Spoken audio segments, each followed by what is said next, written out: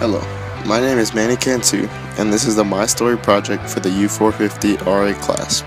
I'm going to be speaking about my love of the sport of soccer, my knee surgery that I had my junior year of high school, and the death of my grandma and how that affected me in my life. When I first learned how to play soccer, I was 4 years old. This was near the beginning of the preschooler stage according to Erik Erikson's theory of development. These are times where I was running into the conflict of initiative versus skill, and I'm learning my purpose and developing as a child. I was beginning to play soccer, and I was learning how to initiate activities, and those activities were sports, and soccer was my main one. The greatest memory I ever had playing soccer was on my soccer senior night when I scored my first ever goal for the varsity team. That will definitely be a day I will never forget.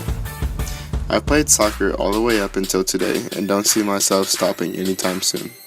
Here in college, I try to play with intramural teams and try to stay in shape, which is hard to do sometimes. I hope to someday play in my backyard with my kids if my knees hold up. Speaking about knees, mine are not the best, and I actually had surgery on my left one in December of 2013.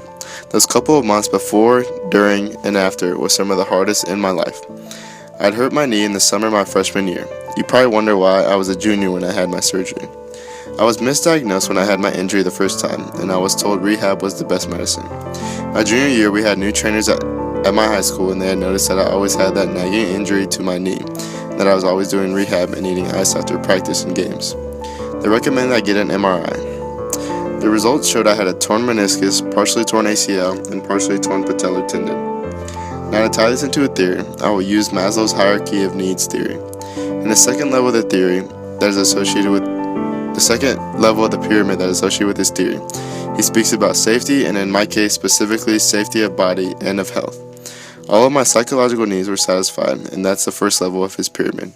But when it came to finding out the news that my injury would need surgery, I was really scared and didn't know what to expect. I was in a dark place at the time because of not only the surgery, but my grandmother also being sick.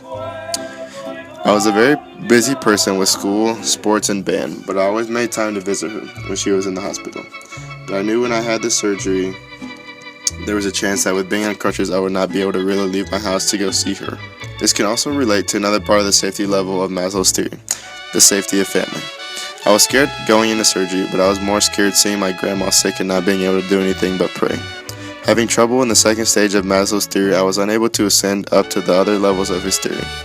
I had an expected recovery time of 3 months, but 6 of those were on crutches.